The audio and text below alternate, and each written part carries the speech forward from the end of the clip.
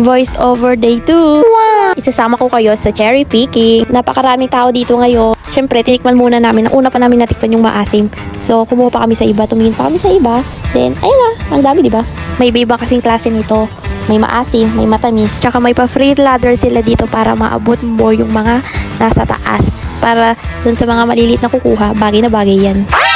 Parang kagaya niya. Tingnan mo, tinesting na niya. What? Pero wala pa talaga siyang nakukuha. Hirap mamili kasi napakadami. Pagpasensyahan nyo na tong boses ko. May sipon kasi ako ngayon eh. Oh no! Pero sige, go lang. Tignan mo tong kasama ko oh. Tinitignan niya pa kung anong kukunin niya. Sila po pala yung mga kasama namin. Sila talagang nag-aya sa amin dito. Ang kinaganda sa pag-cherry picking is mapipili mo kung ano yung gusto mo. Kung anong lasa na kukunin mo. Ang pag-cherry picking po pala dito sa amin is by season lang siya na late May to August lang. After that, wala na. So, ayun, tapos na kami mag-cherry picking. Yan nga po pala yung mga nakuha namin. Ang dami, diba? Sa pagbabayad po pala dito is per kilo siya.